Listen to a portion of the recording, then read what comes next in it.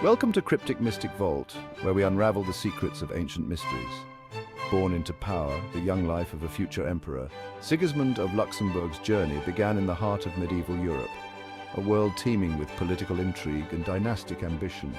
Sigismund of Luxembourg, a name etched into the annals of history. His story is one of legacy, power, and the relentless pursuit of greatness.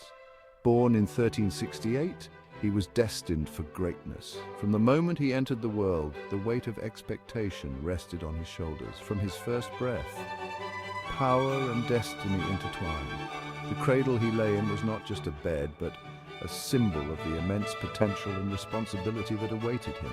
He was a scion of the House of Luxembourg, a dynasty on the rise. His family was not just any noble house. They were central figures in the political landscape of Europe. His father, Charles IV, was the Holy Roman Emperor, a man of immense influence, a ruler who shaped the destiny of nations.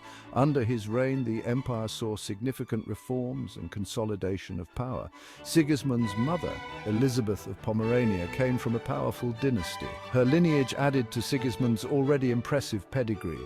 She was a woman of grace and intelligence, playing a crucial role in his upbringing. Young Sigismund, surrounded by the trappings of power, he was groomed from an early age to rule. Every aspect of his life was meticulously planned to prepare him for the throne. His education was entrusted to the finest minds in the empire. Scholars from far and wide were brought to the court to ensure he received the best possible instruction. Scholars, priests, and knights imparted their wisdom. They taught him not only the arts and sciences, but also the moral and ethical responsibilities of leadership.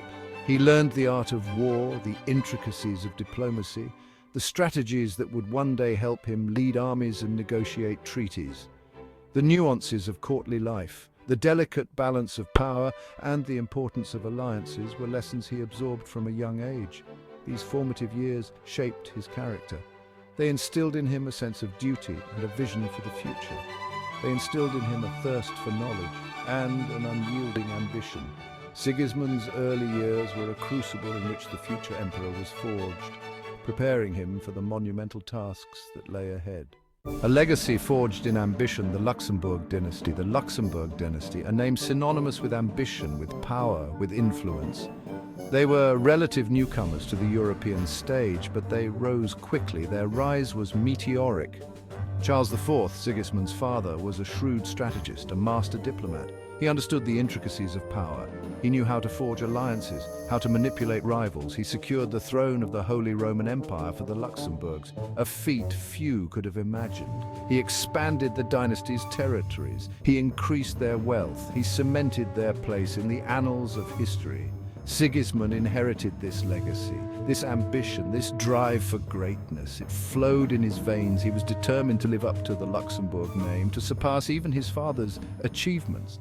Preparing for a life of power, Sigismund's education was rigorous, demanding. It was not just about learning to read and write, but about shaping a mind capable of ruling an empire. It was designed to mold him into the ideal ruler, a Renaissance prince embodying the virtues of wisdom, courage, and justice. He excelled in his studies. He devoured knowledge with an insatiable appetite, always seeking to understand more about the world around him. He learned Latin, German, and French, the languages of power, diplomacy, and culture. These languages opened doors to vast bodies of knowledge and allowed him to communicate with the most influential minds of his time. He studied history, philosophy, and theology. These subjects were not just academic pursuits. They were the keys to understanding human nature, governance, and the divine. Subjects that broadened his mind and prepared him to face the complexities of leadership. He mastered the arts of war and diplomacy. Swordsmanship, archery, and the strategic maneuvers of the battlefield were as crucial as the art of negotiation and statecraft. Essential skills for a future emperor, blending the might of a warrior with the tact of a diplomat. His tutors recognized his intelligence, his thirst for knowledge, his ambition. They nurtured his talents with great care, understanding the immense potential he held. They prepared him for the challenges that lay ahead, ensuring he was well equipped to handle the responsibilities of leadership. Sigismund's education extended beyond the classroom. It was a holistic approach, integrating real-world experiences with academic learning. He accompanied his father on diplomatic missions. These journeys were more than just travels.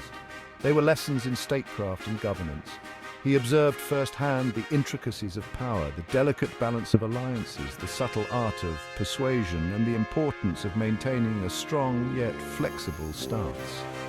He witnessed the delicate dance of diplomacy, the signing of treaties, the forging of alliances, and the resolution of conflicts. These experiences provided invaluable lessons that could not be learned from books alone, but required observation and participation, lessons that would serve him well in the years to come. As he prepared for his future role, these experiences and the knowledge he gained would be the foundation of his reign. Europe on the brink of change. The late 14th century was a period of profound transformation for Europe. Europe in the late 14th century was a patchwork of kingdoms, duchies, and principalities, each with its own unique culture and governance. A continent on the cusp of transformation, where the old ways were being challenged by new ideas and forces. The old order was crumbling under the weight of internal strife and external pressures. The Black Death had ravaged the land, decimating populations and leaving entire regions in despair. Social unrest was on the rise, as peasants and townsfolk began to question their place in the feudal hierarchy. The Catholic Church, once a beacon of stability, was divided by the Great Schism, with two popes vying for the loyalty of Christendom. Feudal allegiances were shifting as lords and knights sought to navigate the turbulent political landscape. New alliances were being forged and old ones were being tested. Wars were brewing on multiple fronts. The Holy Roman Empire, a patchwork of kingdoms and principalities, was a microcosm of the larger European turmoil. A complex web of alliances and rivalries defined the political landscape, making it a time of great uncertainty and opportunity. Sigismund would inherit this fragmented empire, a daunting task for any ruler. He would face the daunting task of holding it together, navigating the treacherous waters of medieval politics. The Ottoman Empire, a rising power in the east, was expanding its territories at an alarming rate. It posed a growing threat to Christendom, challenging the very foundations of European stability. The stage was set for an epic clash of civilizations, as East met West in a struggle for dominance. Sigismund would play a pivotal role in this struggle, leading his troops and strategizing with his council to defend his realm. Don't forget to like, comment, share, and subscribe for more mind-blowing discoveries and thrilling adventures into the past.